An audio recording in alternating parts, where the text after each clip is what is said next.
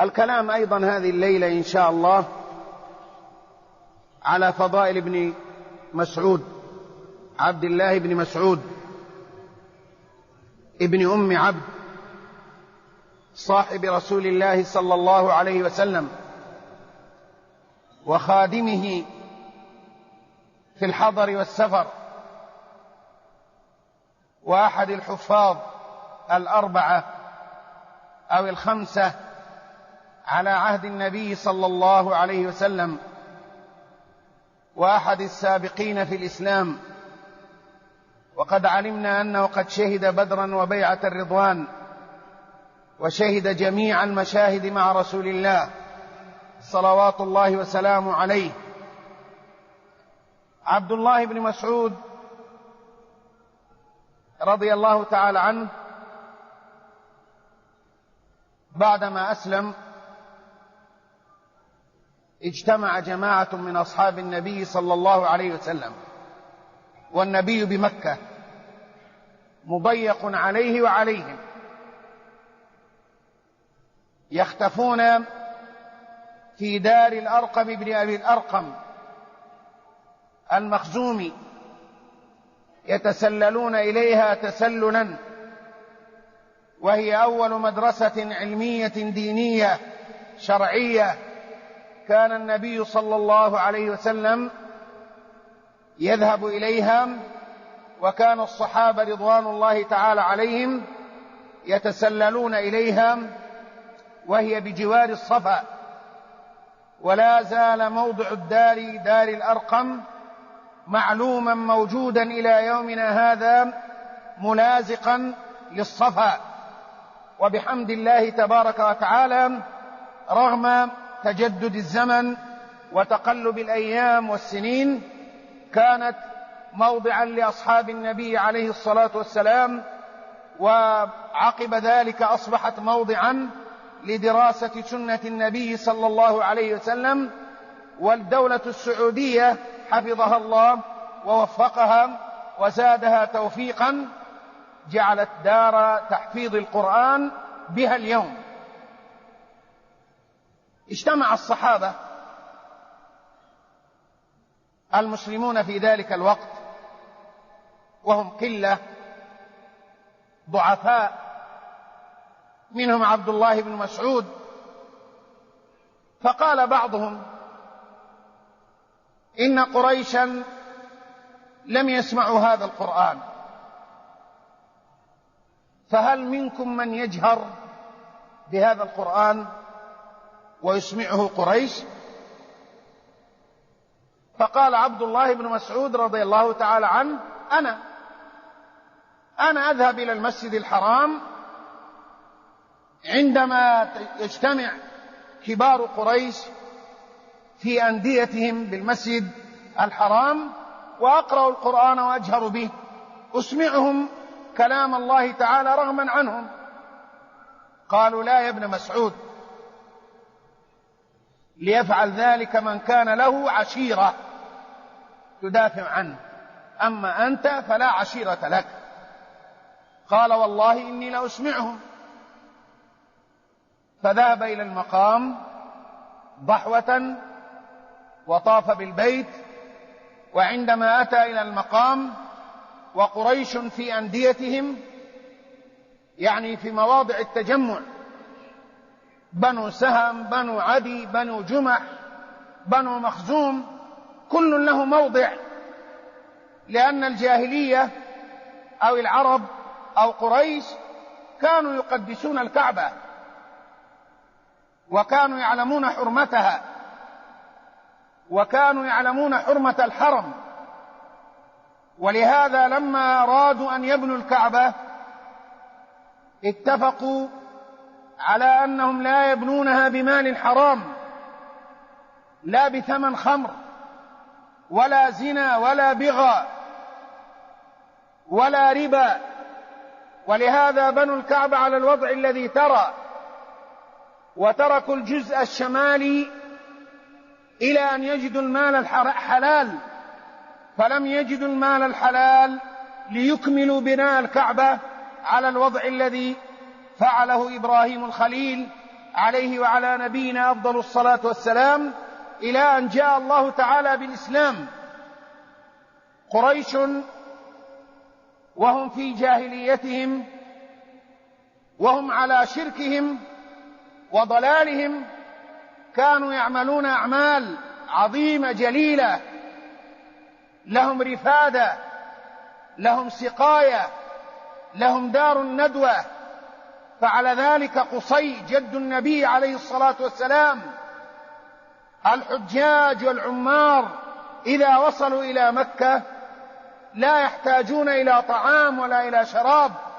قصي بن كلاب جد النبي عليه الصلاة والسلام فرض عليهم أموال حتى تكون هذه الأموال في مواضع الرفادة، قدور كبيرة للطعام والشراب، أحواض تبنى سقاية لماء زمزم ولغير ماء زمزم، يأتون إلى الأحواض يضعون الماء، يضعون السويق، يضعون الزبيب حتى يشرب الحجاج، كما تفعل الدولة السعودية في هذه الأيام وفقها الله.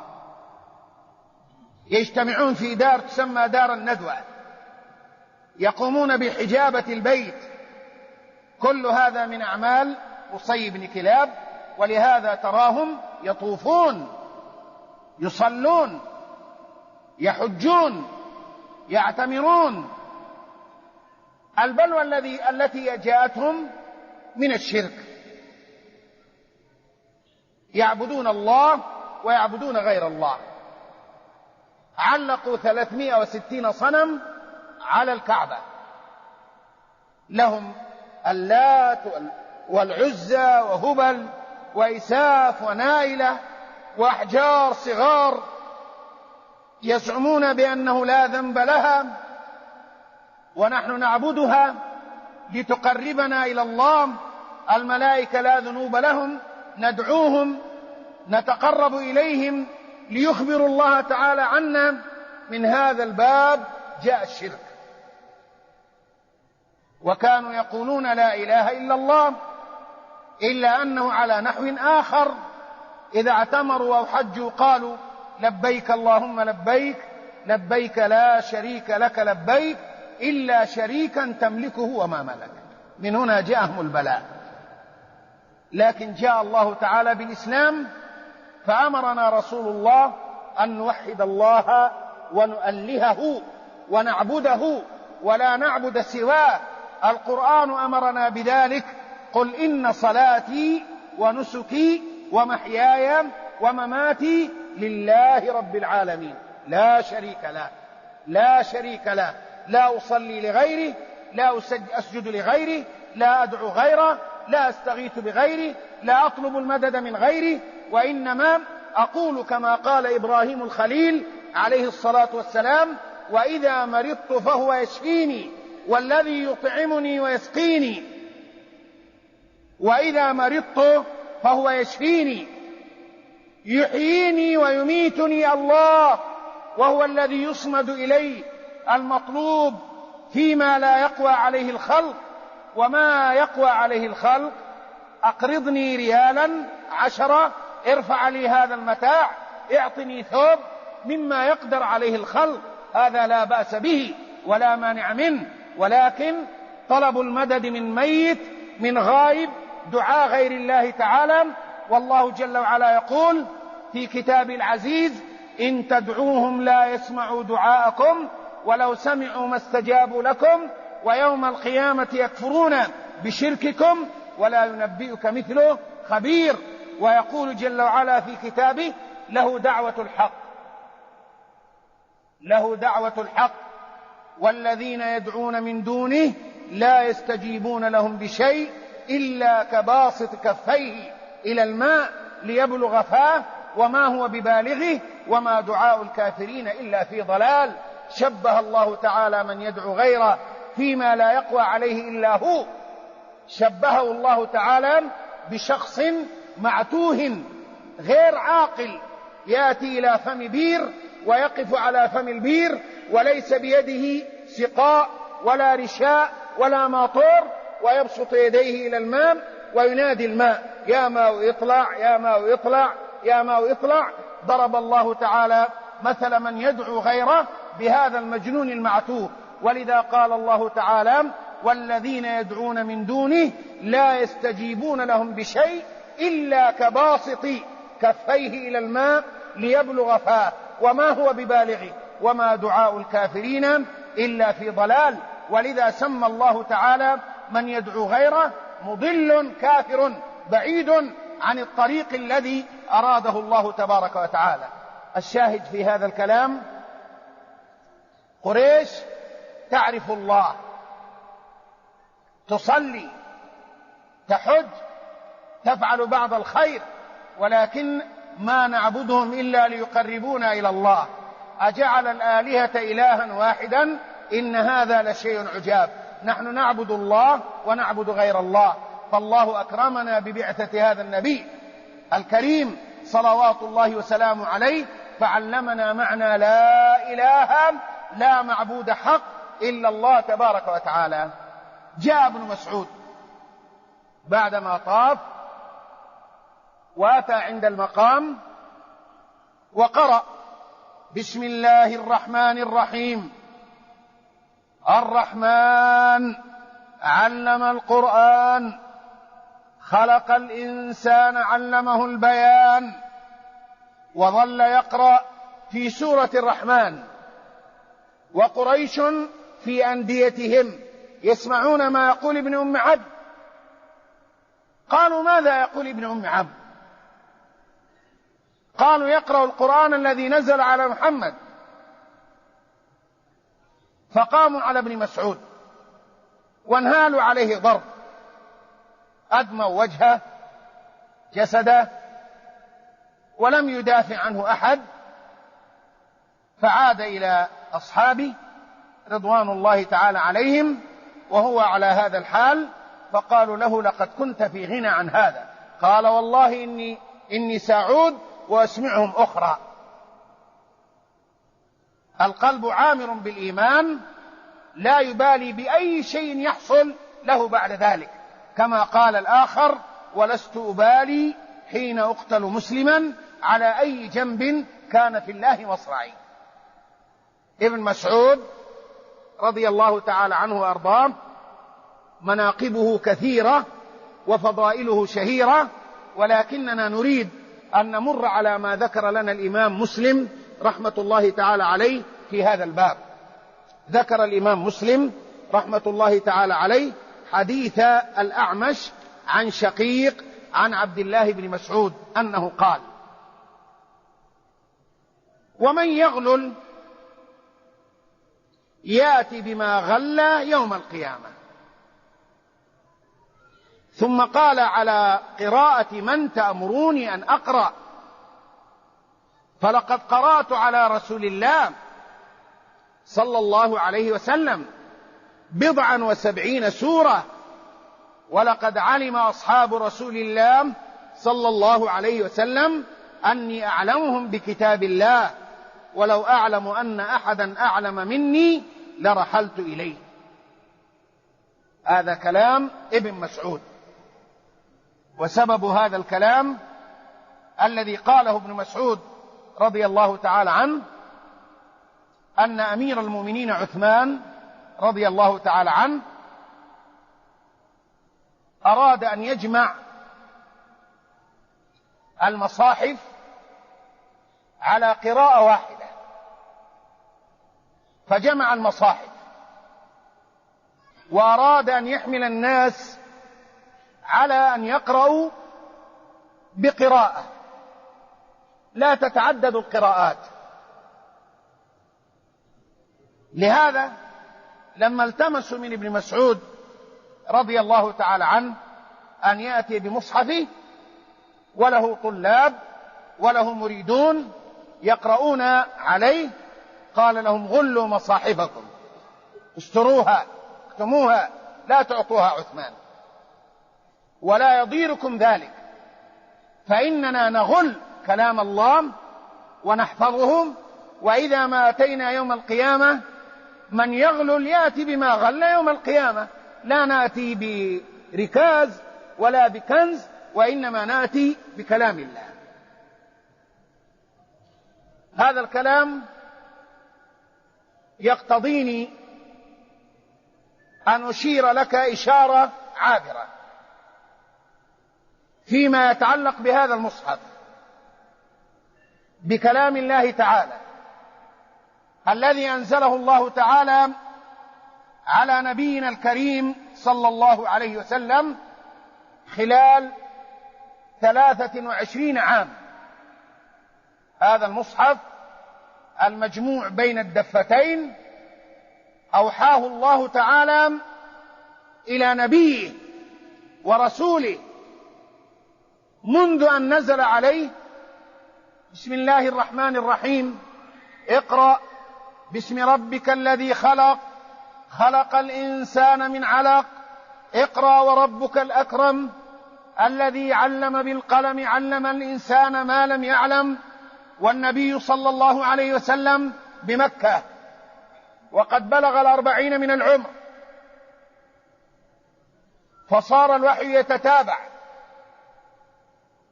وكما قلت لك 23 عام إلى أن أنزل الله تعالى عليه في حام حجة الوداع وهو بعرفة: اليوم أكملت لكم دينكم وأتممت عليكم نعمتي ورضيت لكم الإسلام دينا.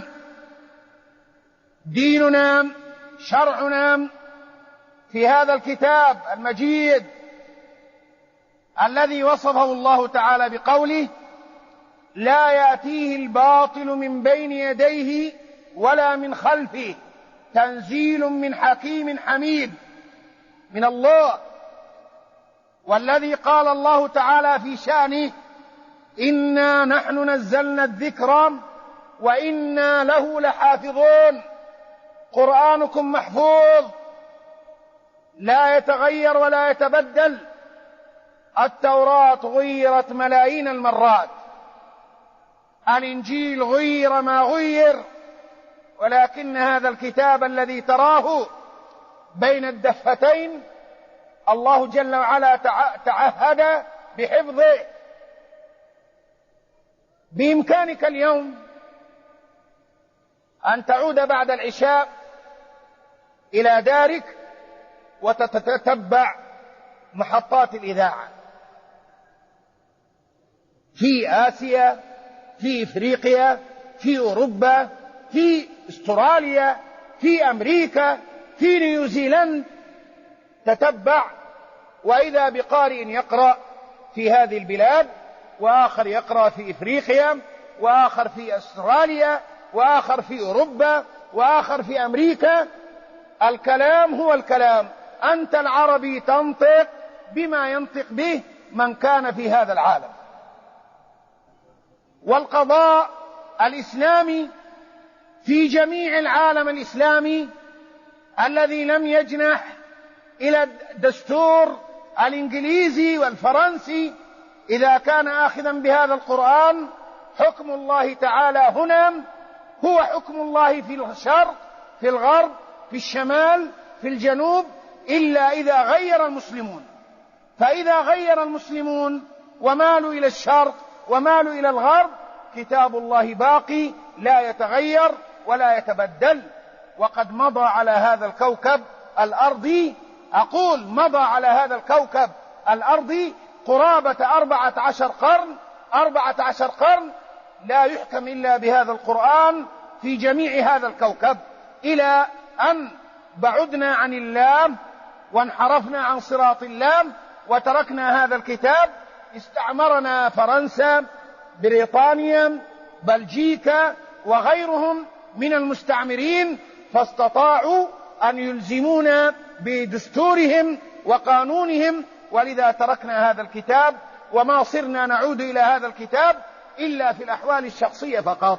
هذا واقعنا اليوم في هذا الكوكب الأرضي.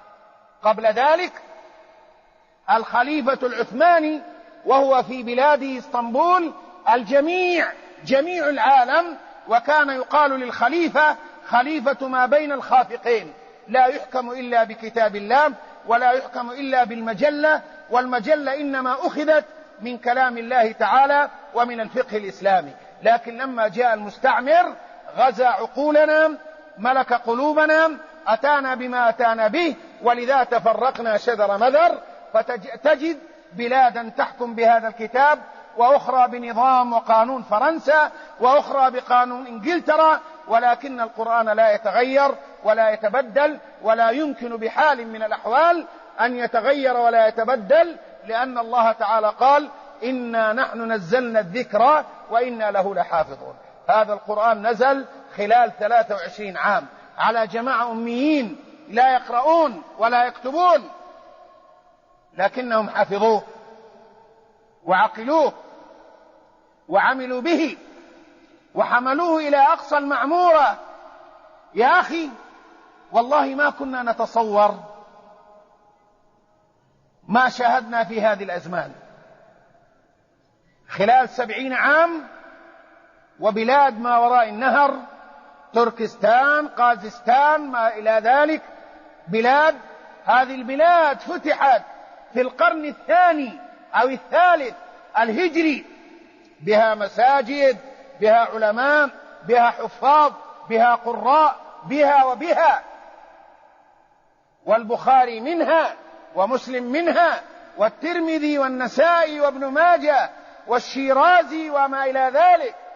وصل إليهم القرآن، بمعنى أن العرب الذين كانوا هاهنا أميون لا يقرؤون ولا يكتبون استطاعوا أن يبلغوا الإسلام إلى تلك الديار، وأوجدوا طلاب ومدارس ومساجد، وظل القرآن والإسلام 14 قرن في تلك المواضع، حتى جاء المستعمر لعنة الله تعالى عليه وتبعناه.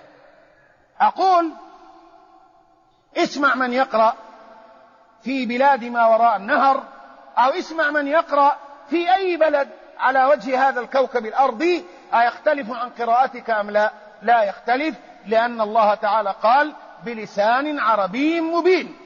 بلسان عربي مبين. لا يقرأ القرآن بأي لغة، ولا يجوز أن يترجم القرآن بأي لغة، وإنما تترجم معاني القرآن. وأما القرآن هو القرآن، لا يجوز أن يقرأ بغير ما أنزله الله تعالى.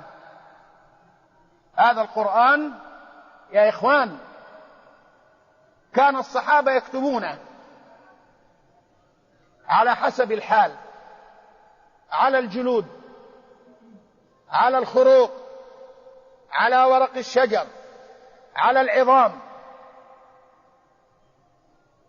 هذا عنده شيء، والآخر والثالث والرابع والخامس، وهناك حفاظ قلة. مات النبي عليه الصلاة والسلام والقرآن محفوظ في الصدور ومكتوب على الوضع الذي ذكرت لك، ولم يجمع بين الدفتين على عهد رسول الله. مات رسول الله وجزيرة العرب كلها تدين بالإسلام. جاء زمن أبي بكر، بدأ في فتح بلاد فارس، فتح بلاد الروم، أكمل عمر فتوح بلاد الشام، الروم، الفرس، بلاد القبط، وبعض البلاد الأخرى.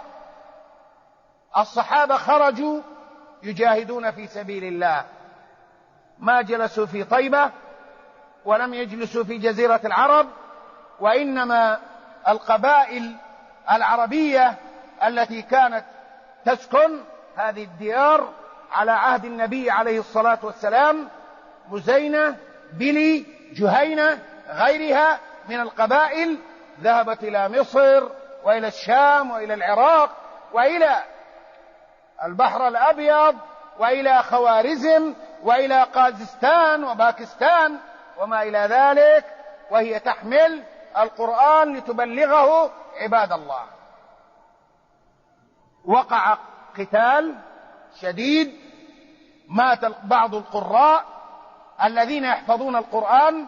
خاف أبو بكر رضي الله تعالى عنه أن يموت القراء، فإذا مات القراء بعد ذلك كيف نتوصل إلى معرفة القرآن؟ فاستشار عمر على أن يجمع القرآن في موضع واحد وبين دفتين. شرح الله صدورهم لذلك. والقرآن ما كان مجموعا بين دفتين، فنظروا يمنى ويسرى من الذي يقوم بهذا الأمر. وجدوا أن شابا أنصاريا خزرجيا يسمى زيد بن ثابت كان يكتب الوحي لرسول الله، كان يكتب القرآن لرسول الله صلوات الله وسلامه عليه، فرأوا أن يكلفوه: أنت يا زيد كنت تكتب لرسول الله الوحي وتكتب القرآن، أنت مكلف بأن تجمع ما في الأوراق، أوراق الشجر، في العظام، في الثياب، في أي شيء، في الحجارة، تتبع واجمع هذا في مجمع واحد. قال زيد بن ثابت: شاب يا شباب، شاب، والإسلام ما قام إلا على عواتق الشباب. الشباب هم الذين قاموا بهذا الإسلام على عهد النبي صلوات الله وسلامه عليه. قال زيد بن ثابت رضي الله تعالى عنه: والله لو كلفت بأن أنقل جبل أحد حجرا حجرا لكان أهون علي. جبل أحد أنت تراه وقد ذهبت إليه، لو قيل لي احمل هذا الجبل، انقض هذا الجبل، أهون علي من أن أجمع القرآن. فوفقه الله وبدأ يجمع، وجمع المصحف على عهد أبي بكر. وفي هذا المسجد الشريف المنيف أسطوانة تسمى أسطوانة المصحف، سارية موجودة أراها بعيني، هذه سارية المصحف في صندوق كبير وضعت، وكانت قبل ذلك عند عائشة، ثم انتقلت إلى أسماء رضي الله تعالى عنها وارضاها. الناس يرجعون إلى هذا المصحف الجامع الذي جمعه زيد بن ثابت الشاب الأنصاري المدني رضي الله تعالى عنه وارضاه. ظل الأمر على ذلك ردها من الزمن، استشهد عمر، تولى عثمان رضي الله تعالى عنه الخلافة، الصحابة انتشروا توزعوا، دخلوا البحر الأبيض، ذهبوا إلى شرلمان ملك فرنسا.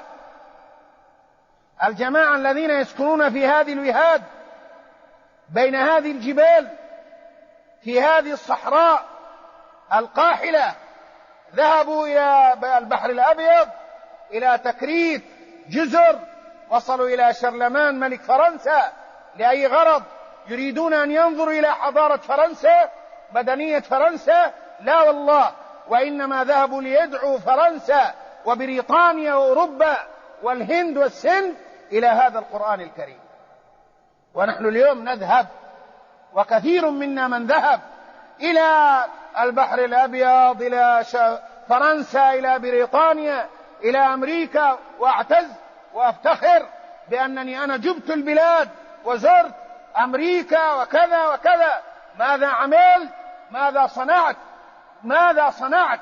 البعض منا يذهب والله لا يستطيع أن يصلي لله ويركع، والله لا يستطيع أن يظهر أنه مسلم خشية أن لا يقال له متأخر، متزمت، مطوع وما إلى ذلك.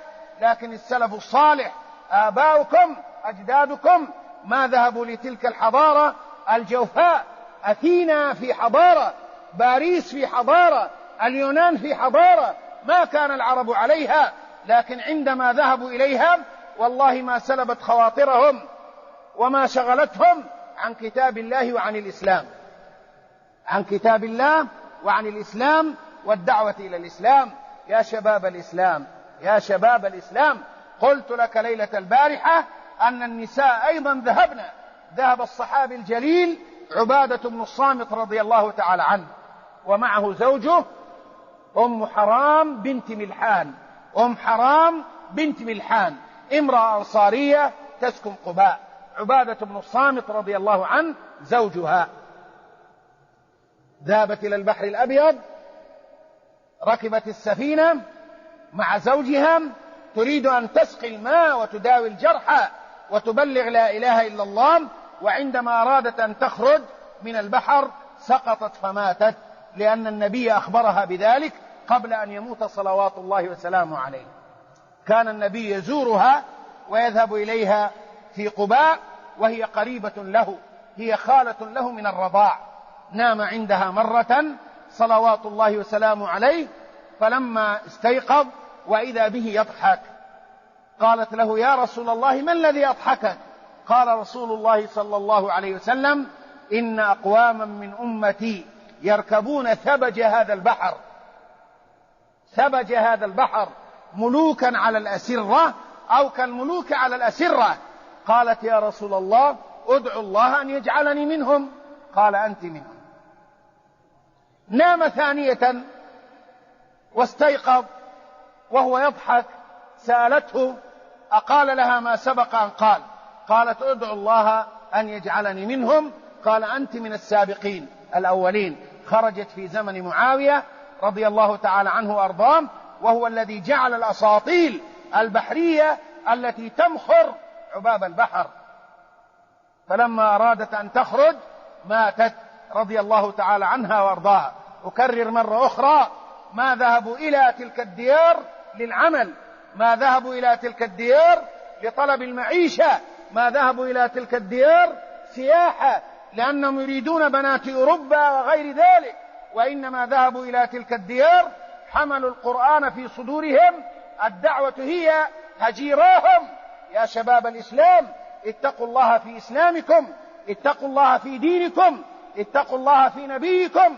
إننا نذهب إلى تلك الديار والله لا نعطي انطباع حسن عن الإسلام، وإنما نذهب نبعد الناس عن الإسلام. اليهودي، النصراني، الأوروبي، الغربي، الشرقي يشرب خمر، ولكن لا يشرب الخمر كما يشربها المسلم.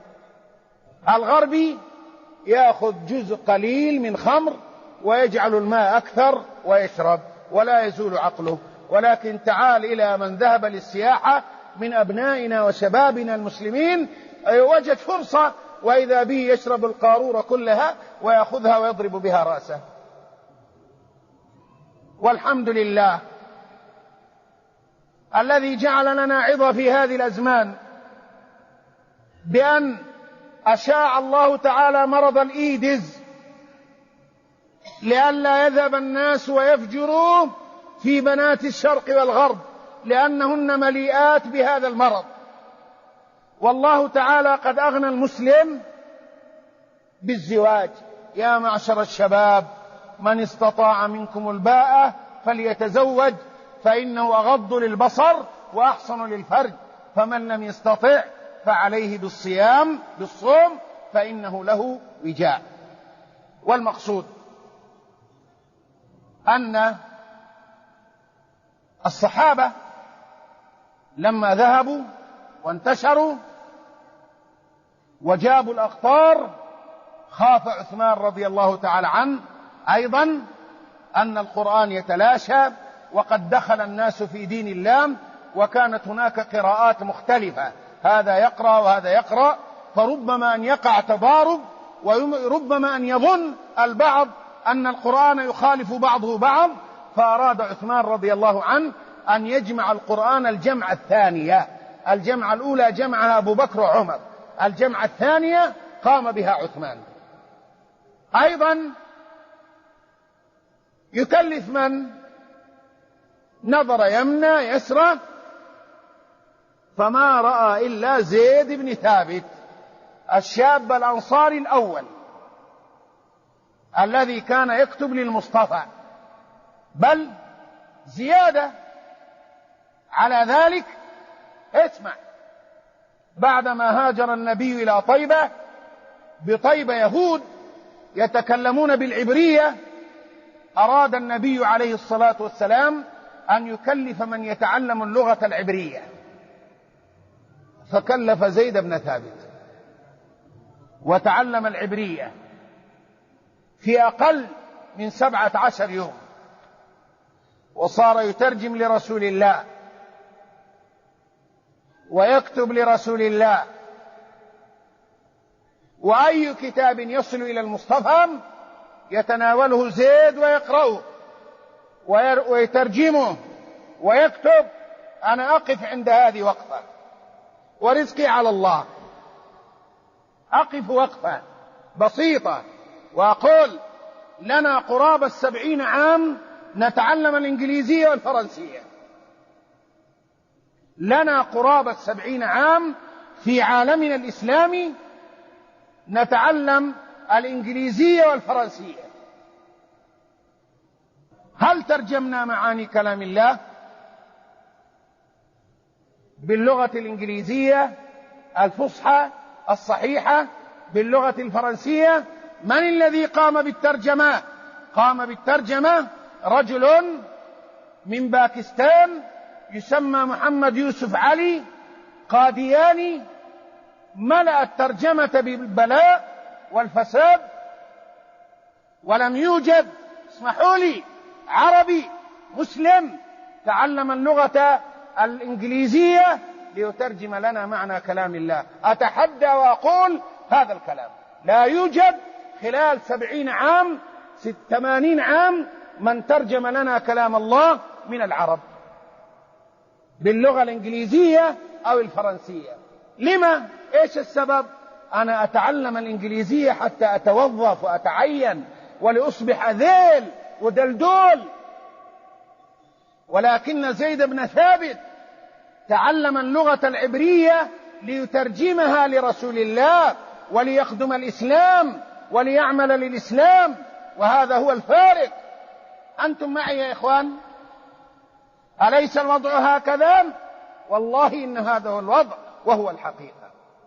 وإلى يومنا هذا ما رأينا من ترجم معاني كلام الله ترجمة بليغة تسلب رجال الغرب حتى يعلموا معنى كلام الله، وهم في حاجة إلى معرفة كلام الله، لا يعرفون اللغة العربية، ولم يوجد مسلم عربي جمع بين الثقافة الدينية وبين الثقافة المدنية حتى يبلغهم رسالات الله.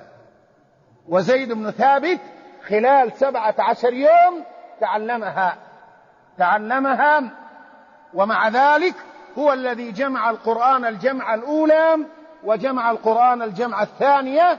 وإذا شئت أن أختصر الكلام أقول إن زيد بن ثابت رضي الله تعالى عنه لم يحله معرفة اللغة العبرية عن تقوى الله، عن قراءة القرآن، عن الاستقامة على أمر الله، لكن يوجد من أبنائنا من إذا تعلم أخذ البكالوريوس في اللغة الإنجليزية وزاد الماجستير أو الدكتوراه، يلا تعالوا شوف، يخدم الإسلام، أو أنه يريد أن يظهر أنه لا يعرف إلا اللغة الإنجليزية والفرنسية، يتكلم مع أبيه مع أمي مع أهلي في أوساطي، وإذا به عندما يتكلم أنا جيت بريميشن كندريشن، يعني يبين أنه يعرف اللغة الإنجليزية والفرنسية.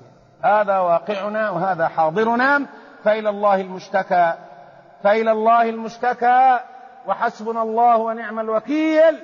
ونسأل الله جل وعلا الكريم أن يردنا إلى دينه مردا حميدا، لنخدم هذا الإسلام، نخدم هذا الدين الذي أنزله الله تعالى على النبي الأمين صلى الله عليه وعلى آله وصحبه وسلم تسليما كثيرا. جمع زيد القرآن الجمع الثانية، وكتبت منه مصحف بالمدينة، بمكة، بالبصرة، بالشام، بالعراق، مصاحف وزعت لتكون مرجع. هيا يا ابن مسعود، أنت لك لهجة والقرآن لا يختلف. يا زيد إذا كتبت ووقع خلاف في كلمة في القرآن يرجع إلى لغة قريش، لا يرجع إلى لغة هذيل ولا إلى لغة ثقيف. هذا ما أراد عثمان أن يعمل. وأنت لو تأملت الآن، لو تأملت تجد أن الكل عرب، الحجازي عربي، السوداني عربي، المصري عربي، الليبي عربي، العراقي عربي، الحضرمي عربي، لكن تعال اجمعهم ليتكلم بعضهم مع بعض والله لا يفهم بعضهم بعض. وإذا شئت أضرب لك مثل، المثل في بعض البلاد العربية ولا أسميها، إذا أراد أن يقول لك طيب يقول لك وخا. وخا إيش معنى وخا؟ أتعرف وخا؟ ما معنى وخا؟ فلو اجتمع معك وتكلمت معه وقال لك وخا ما تفهم منه شيء. بل عرب الحجاز أنفسهم لو اتصلوا واجتمعوا مع عرب اليمن والشام والعراق ما فهم بعضهم بعض حتى يعودوا إلى اللغة العربية الفصحى. مثل هذا الكلام، مثل كلام الله. كلام الله هو الذي يجمع.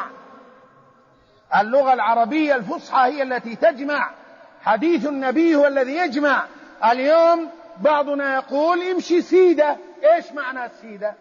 امشي دغري، دغري تركي، سيد انجليزي. دخلت بعض الاشياء.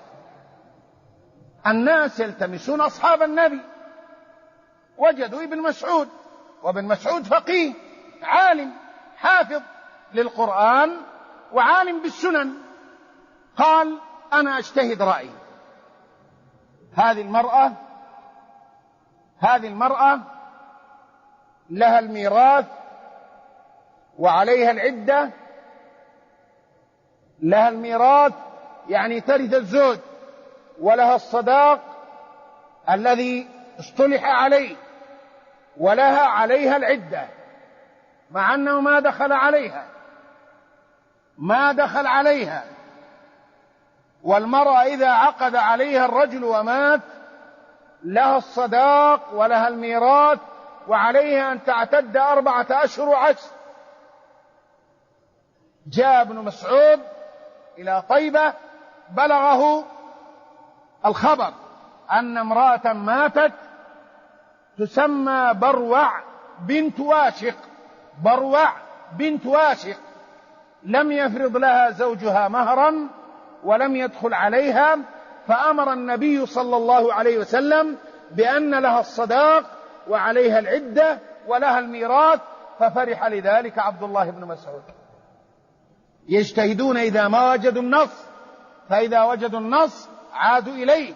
ولذا يقول بالحرف الواحد: ولقد علم أصحاب رسول الله أني أعلمهم بكتاب الله، ولو أعلم أن أحدا أعلم مني لرحلت إليه.